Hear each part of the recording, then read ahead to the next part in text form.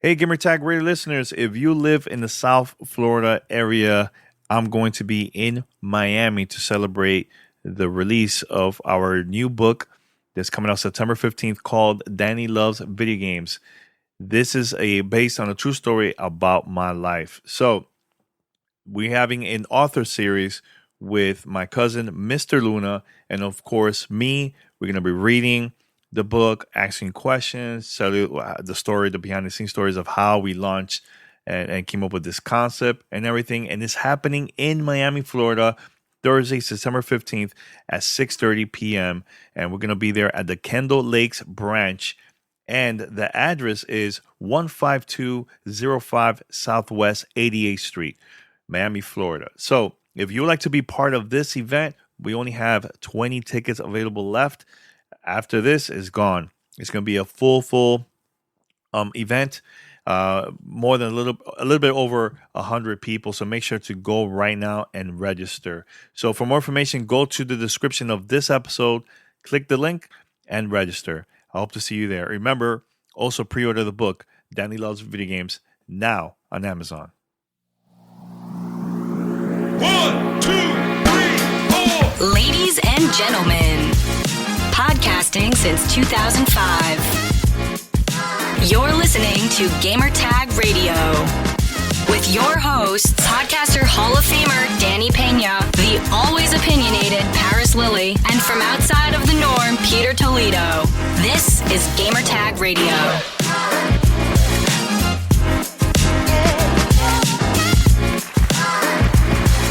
Hi, welcome to Gamertag Radio, episode 1222. This is your host, Danny Peña. There's no Pete, no Paris, but I have a special guest here.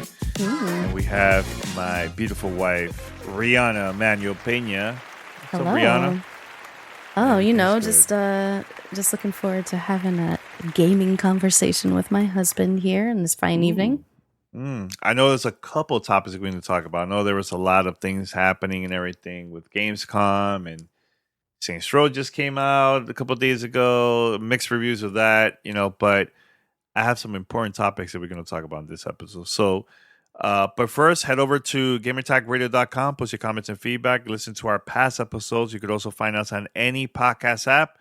Just search for Gamertag Radio. We're there. Subscribe and follow us. Also, if you'd like to send us some questions, feedback, or comments about the podcast, here's how you could contact us. Send us your feedback or questions. Give us a call at 786-273-7GTR. Email us at fanmail@gamertagradio.com or leave a message on speakpipe.com/gamertagradio. All right, Ree, anything new with What's Good Games before we continue with the show or what? Yeah. With What's Good Games, we most recently had an episode featuring yourself talking about your new book, Danny Loves Video Games, available on Amazon Books starting September 15th. Pre-orders are open now. And we talked a little bit about what was going on with Saints Row and people's thoughts and feelings about reviewing that game, and lots of differing opinions. So you can check out the latest episode of What's Good Games on any podcast services you're subscribed to. Also check out youtube.com/whatsgoodgames. Awesome. Make sure to check it out. Make sure to check it out. And also pre-order the book. Go to Amazon right now. Actually, go to the description of our episode of this one right here, and you could pre-order the book either in Spanish or in English. All right? All right, Reese. So a couple things. The big news this week, and this is something that I've never seen before from a company to announce this. After a couple years, once their console release. So the PlayStation 5 increased the price outside of the United States. Whew, yeah. Not a great move from Sony.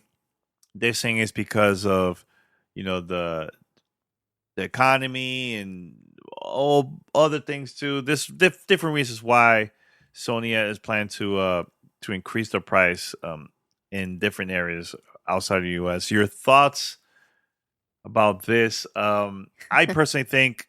Well, first of all, I'm gonna play an audio. This is a voicemail from one of our listeners, Keon. He just sent us a question about this conversation. our thoughts and everything about this. So let's play it right now. What's going on, Gamertag Radio? How are you brothers feeling? This is Keon calling from Baltimore. I just wanted to ask you guys your personal opinion on Sony actually raising the price of the PlayStation 5 almost 2 years in. This is the first. I've never seen this happen before. But my question to you guys is, do you think this is going to impact the sales of the PS5 in those respectable areas that they've got the actual price increase in? I'd be very curious to know your thoughts. And do you think this is a chance for Xbox to possibly take the lead in those territories that are getting this price hike? Again, Danny, Paris, Pete, thank you guys for all of the great content. And with that being said, you guys take care and have a good one. Bye-bye. All right, Ree, your thoughts about this news? It's tough, right? Because while we know most console manufacturers take a loss on any physical product that they make, it's a really tough pill to swallow when you pass that on to the consumer, and especially with the availability issues we've been having, and all of the stocking issues we've been having with all sorts of electronics, right? Chip shortage, silicone shortage, what have you, like all of that has made these consoles harder to build, harder to get into the hands of people who want to play them. And pushing that cost and, that difficulty onto your end user, your customer, is always going to be a really uncomfortable situation for anybody who's trying to support your company, right? So there's, of course, people who understand the cost benefit of all of that, profit and loss, what have you, and will come to the defense of Sony, and rightfully so if that's how you want to see the situation. But at the end of the day, it's a really huge detriment on the consumer when you're already dealing with scalpers marking these consoles up out of proportion. You're already dealing with the shortages and having so much trouble finding a console, even on secondhand market, if you can, and to make it out of the gate more expensive if you do find it in a brick or mortar store or even online, originally from the seller. It's just not a good feeling, and it's not consumer first. And we've seen other examples of taking advantage of the end consumer, especially here in the United States, with different increases in like dog food or gasoline, and it's just one of those things where the company clearly is finding ways to recoup whatever they think they're owed. And at the end of the day, if the end user is the one paying for the loss, it really does feel unfair. Yeah, you know what? I know Keon asked us about Xbox, if Xbox should take advantage of this. I know Windows Central, Jez, shout out to him. He actually contacted Microsoft to see if Xbox, if the company is planning to increase their console. And also other websites been contacting also not only Xbox but also Nintendo. And both companies said that it's not going to happen. They're not increasing the price of their console and everything like that. So not a good look for Sony, honestly. I think personally, this is a bad move, in my opinion. This is going to hurt the consumers that outside the United States, if they were planning to buy this console, now it's going to be more expensive for them, And it's crazy reading all these excuses from people online saying that, oh no, this is going to happen. Other companies are going to do the same exact thing. It's not going to happen. And here's why. And Sony is first and foremost a hardware company, right? And when they're up against companies like Nintendo, who are, they're the publisher, they're also the developer. You're up against someone like Microsoft, whose bread and butter is software. It's going to be tough because they make their money on hardware in almost every other aspect of their company, except for licensing, right? So it's going to be a tough pill to swallow to admit that Sony is out to make money on their consoles when most other console manufacturers take that loss and they're ready to take it and they accept it, and attach rate is their biggest concern. And, what we've seen with Nintendo, their attach rate is absolutely bananas. We know Microsoft is doing so well with Game Pass. So it's hard because, Sony really doesn't have as many revenue streams when they don't have these new machines out in the market to create that attach rate, right? And so honestly, their biggest cash cow right now is people with PlayStation Plus subscriptions and any other subsequent subscriptions that they have through their PlayStation machines. And if there's less and less machines available, less and less people playing PlayStation because they simply cannot find one, it's really going to hurt them a lot more than if, say, people can't find a Switch because, any Switch that is out there, people are already going to buy at least 5 games on it. Nintendo can count on that money. And same with Xbox and Game Pass. So it's really just a different business model. Xbox and Nintendo don't need to make money on their consoles. It is not their success is not reliant on it the way Sony's is. And I'm not saying that Sony does need to make profit on every single PlayStation 5 sold, but they can't take as much of a hit as other companies can. They don't have as high of a tolerance for that loss. So it's hard because they're all manufacturers in the gaming space, and it's easy to think of them the same, but they are truly apples and oranges. Yeah, I was reading online of other people saying that it's okay for Sony to increase the price because this is a premium product.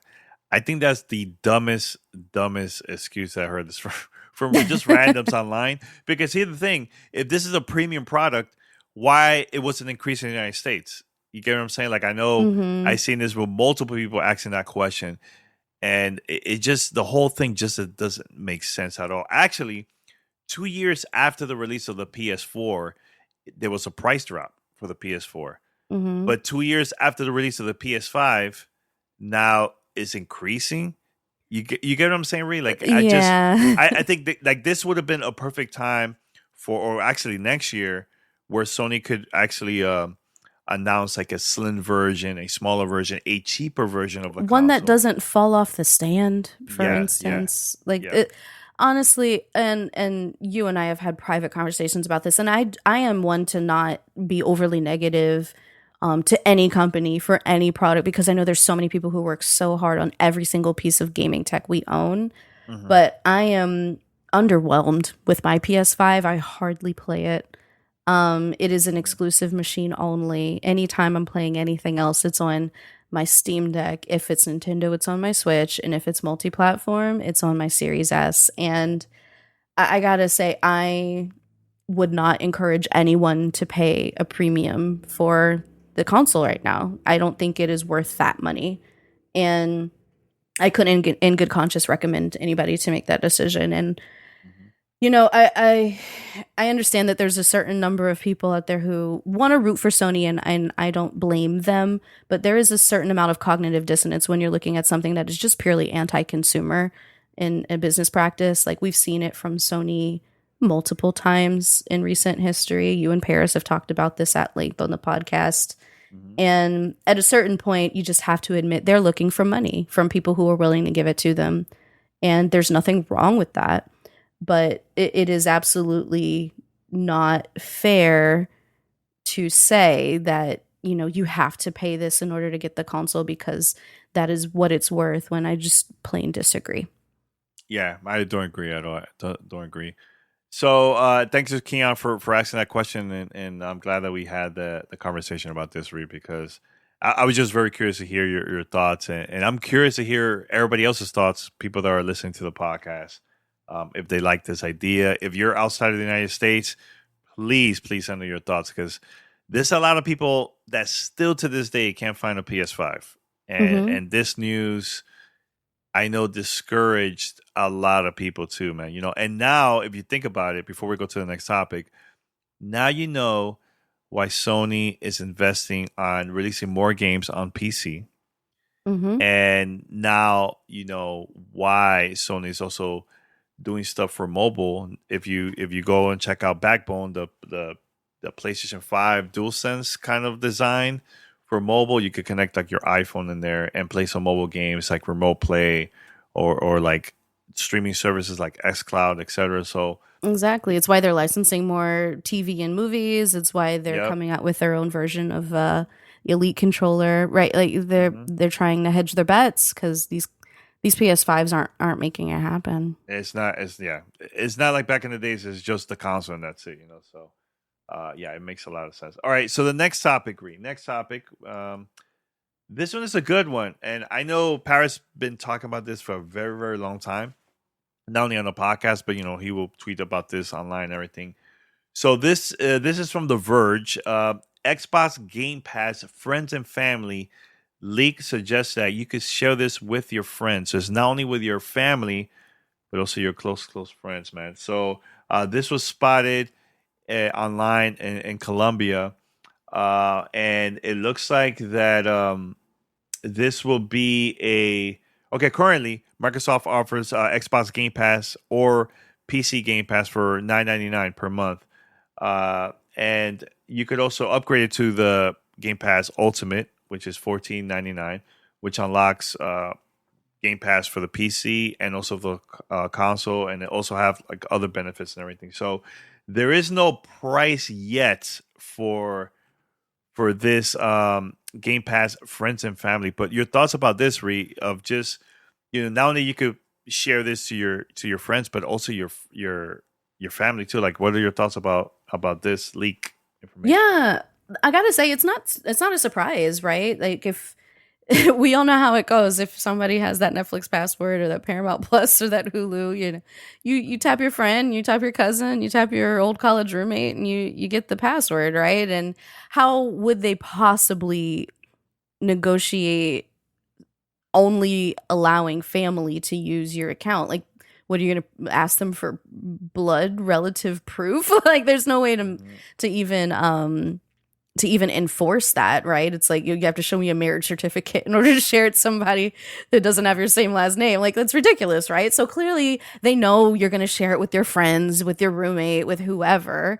So why not go ahead and just make it clear that is their intent? Again, putting the consumer first. And I will go ahead and give the disclaimer. I've worked at Xbox and I am a huge fan. Like, there's a reason why I believe in what they do and why I lend my talents there before, because they make good choices, right? And like, Game Pass is undeniably the best value in gaming. We've all heard it. We've all said it. And just to open it up to essentially go in the opposite direction as a lot of other services like Netflix, for example, where it's like, we know you're going to share this, so let's just make it easier for you to do it and, get our money where we can, but not make you suffer for trying to share things.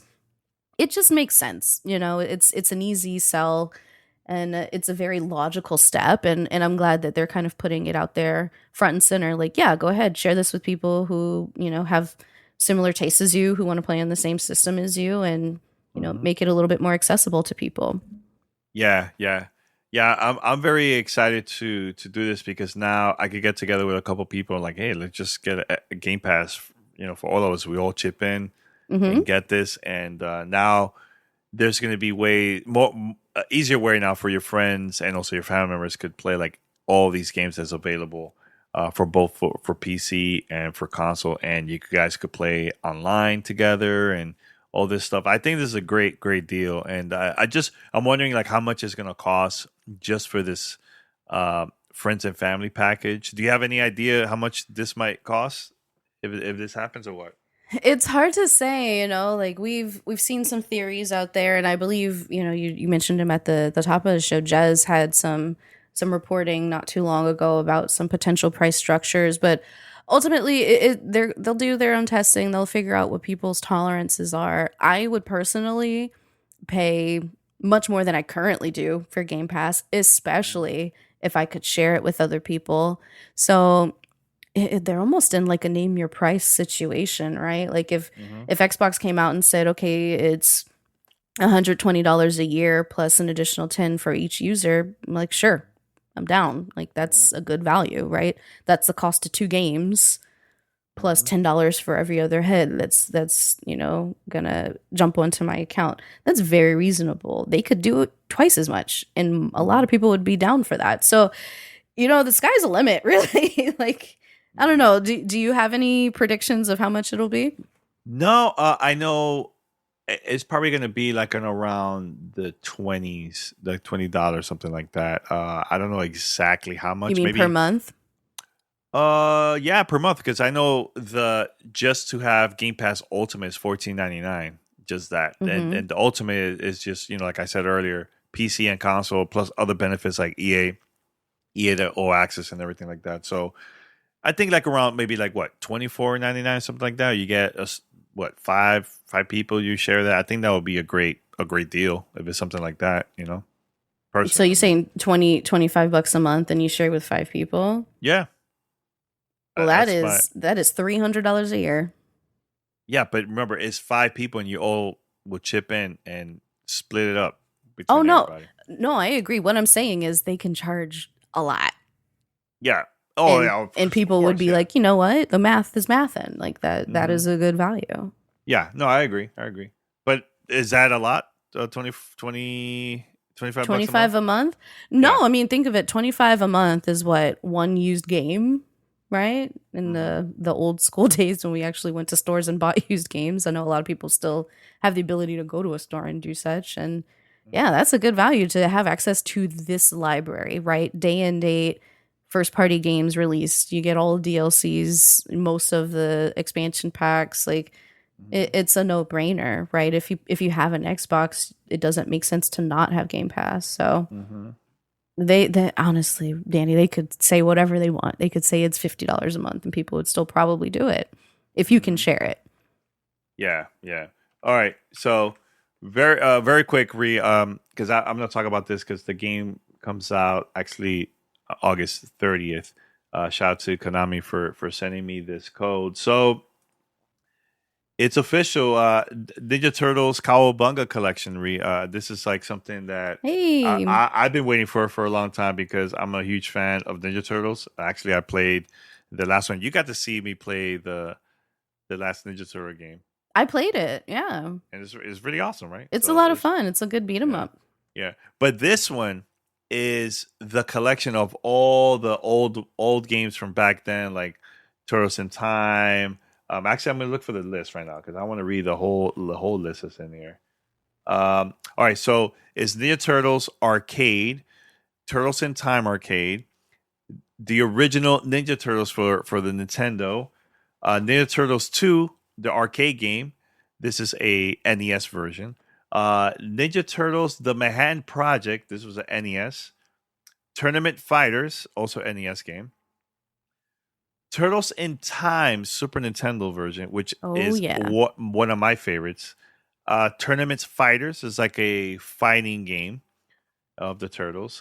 So there's other games from like Sega Genesis, the Hyperstone, Terminus Fighter, Fall of the Foot Clan, Back to the Sewers, that's a Game Boy Advance, and Radical Rescue is another Game Boy game here. So multiple games you could play couch co-op, and some of these games you could also play online with friends. So again, love this collection. You could play this on Super Nintendo, Steam, which I also have available for my Steam Deck, also for consoles like Xbox and PlayStation. So, if there are any of these games that you got to play back in the days of the Ninja Turtles? The only one I've ever played is Turtles in Time, and this is not my genre, right? But I absolutely adore that game, and I really like the most recent game that we were just mentioning that you've played, and I jumped into a multiplayer game with you as well. It's great to see this resurgence of classic games coming back into the fold, because truthfully, there are so many games from your childhood, my childhood, lots of gamers and, our age range, millennial or maybe even a little older.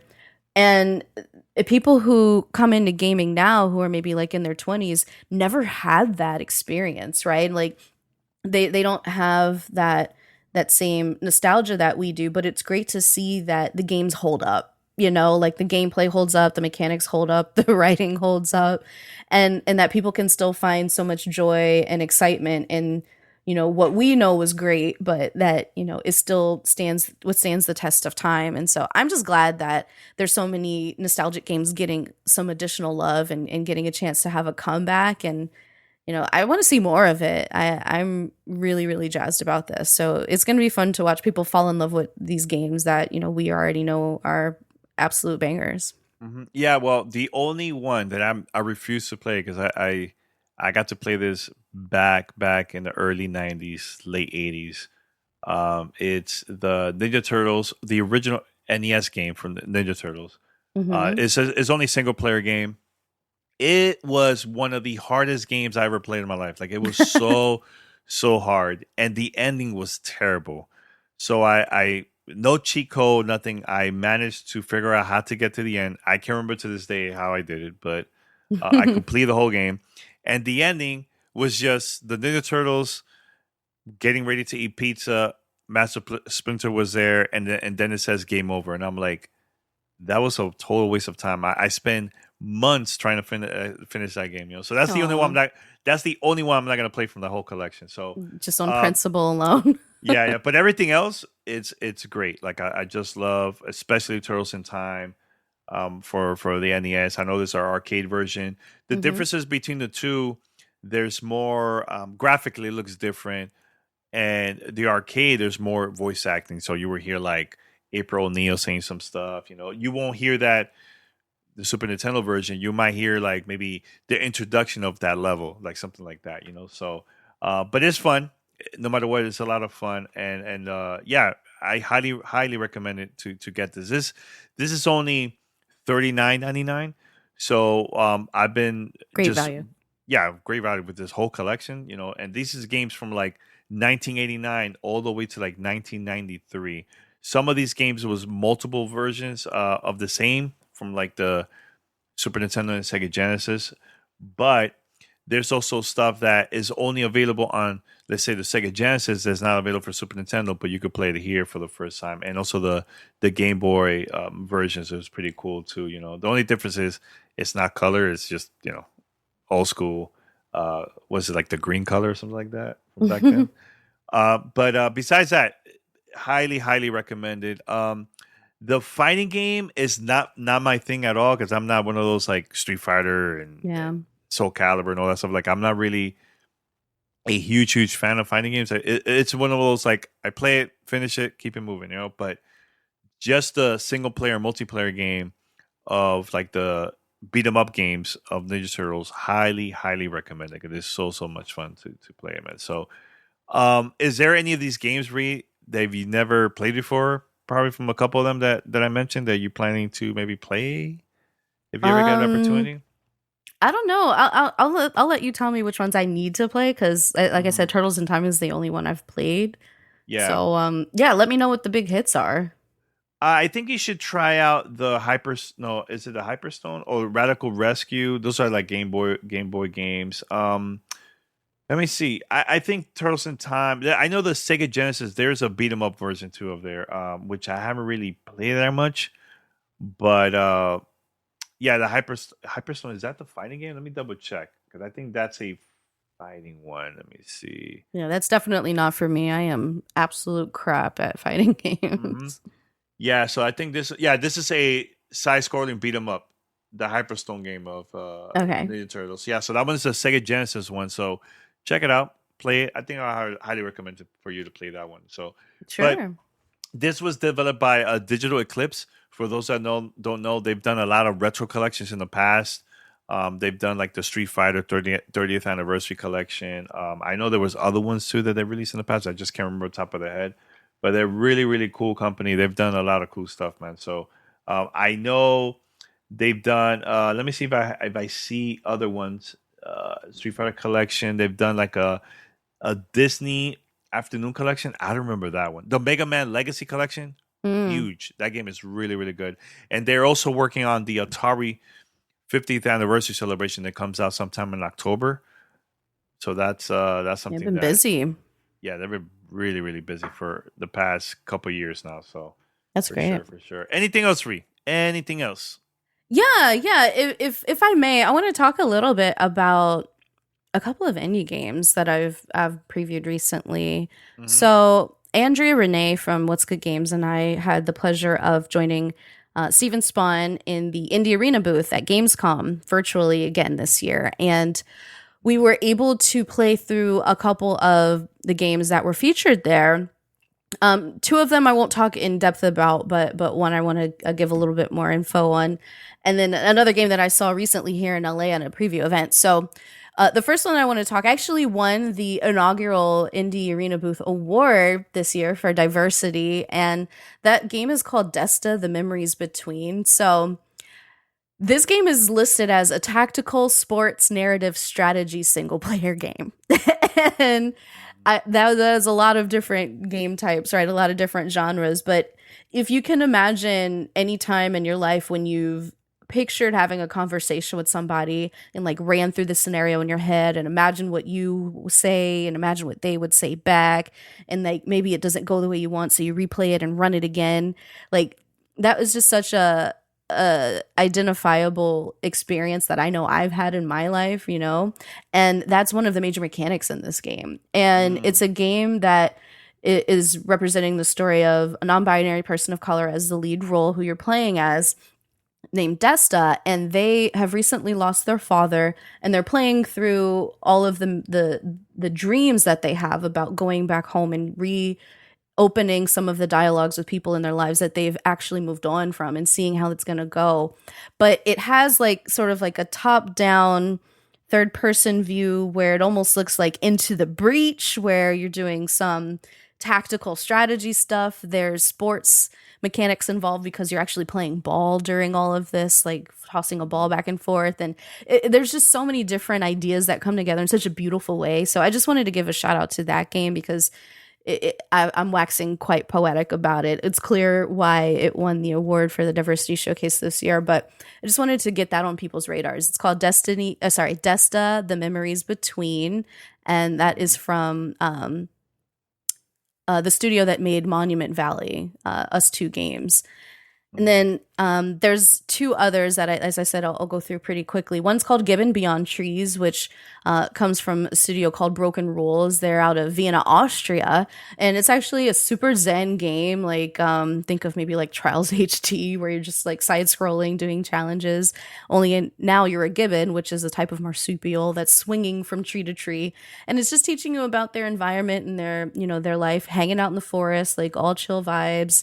And what it means to lose your environment, and really bringing shining a light on conservation efforts in different jungle biomes in the world. So it was a really impactful game, and I really enjoyed previewing that.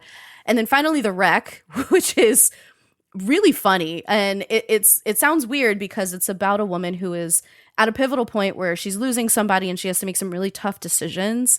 And it's from the studio called Pixel Hunt, which is in Paris, France. But the way it works is like you're talking to somebody and then you pick up on one word they say. Maybe somebody's saying, oh, this is going to change their life forever. And then the word forever floats around next to your character and you can choose to click on it. Or change your life, and the word change pops out, and then you can choose to click on it. And if you do, that takes you into a whole new set of dialogue options. So it's a very interesting take on a narrative game. The main character is very funny, and it plays with, you know, time and memory and rewinding through your memories and scrubbing through to see if you can find clues as to what was going on, even if you didn't notice it the first time. Very cool brain building stuff. Again, that's called The Wreck, and it's from Pixel Hunt. So that was another really fun game.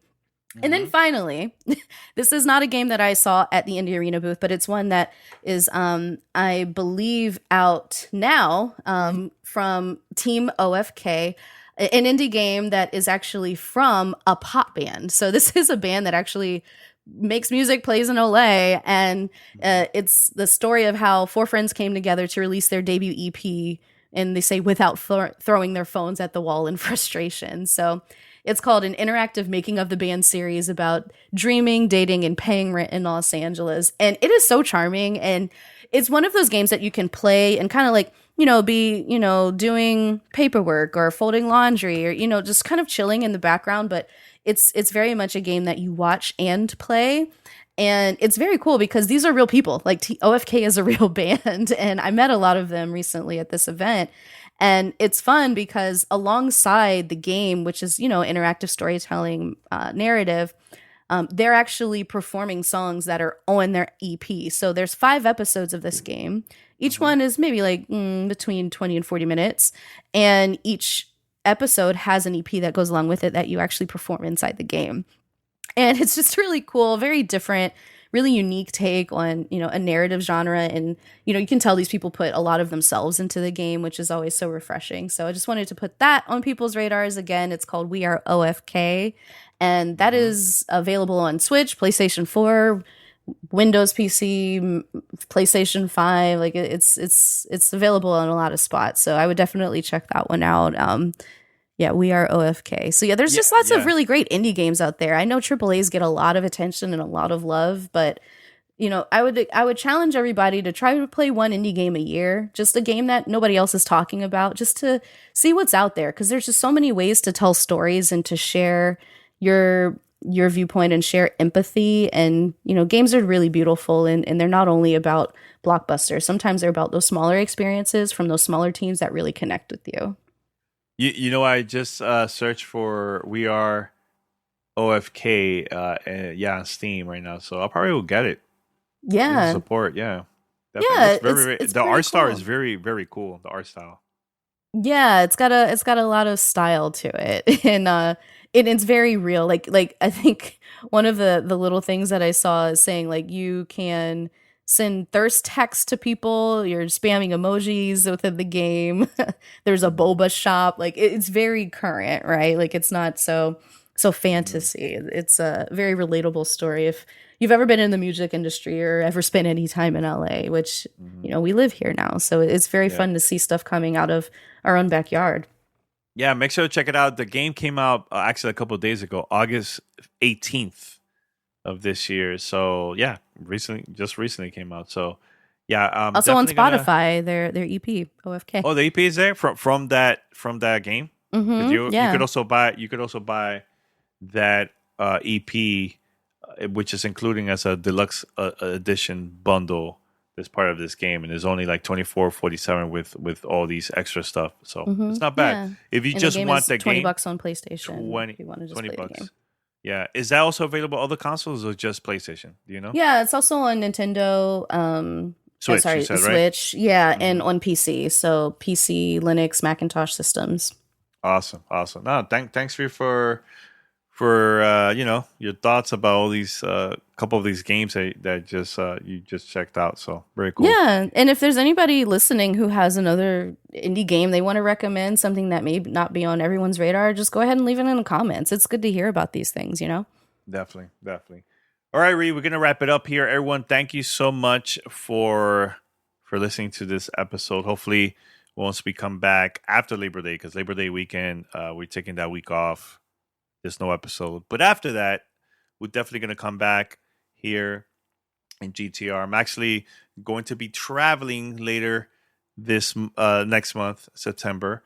We're going to Miami to celebrate the release of my new children's book, Danny Loves Video Games. Rhea, you excited to travel to the East Coast from the West Coast, or what? Oh yeah, always excited to go back to Miami and see your family, of course, but even more excited for the reason this time. This is going to be really special, and what you're doing with this book is just so impressive, and I couldn't be more proud of you, darling.